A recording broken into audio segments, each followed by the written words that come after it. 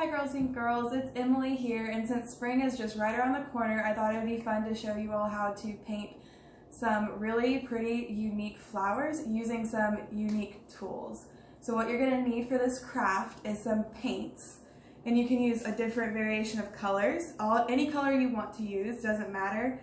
Whatever you have around the house, whatever you feel is the right thing to do.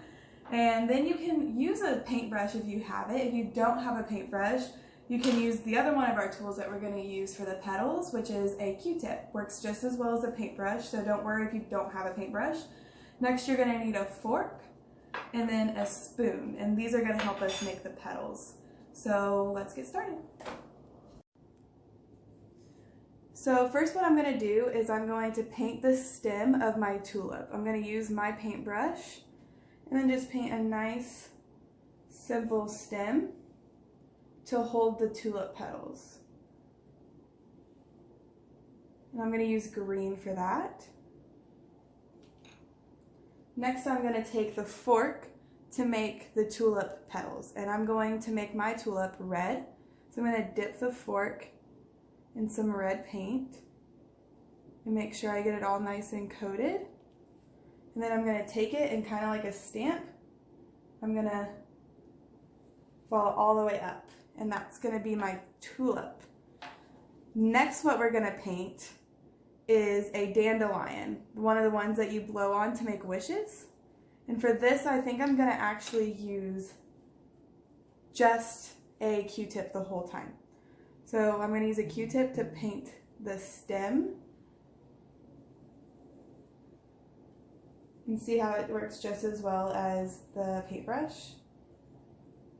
I'm going to put a little green in my stem just to make it different. And then I'm going to flip it around and use some white. Actually, I'm going to make the little ball on top in brown and green too. The little center of that flower. And then I'm going to use the white and I'm just going to put dots all around. Now it's not going to show up too well, but you know what you're doing. And this is all the little fluffy parts that you blow off of it to make a wish.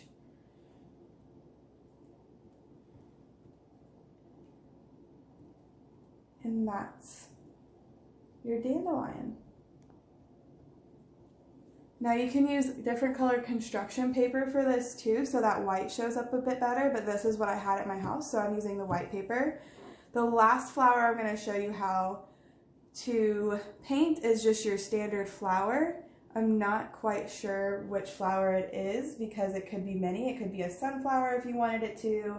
It could be a daisy if you wanted it to. It could be a forget-me-not flower if you wanted it to. So just whatever flower is your favorite. This is an easy way to make petals that all look the same. So I'm going to use the back of the spoon right here. And I'm going to use some purple and do the same thing that I did with the fork.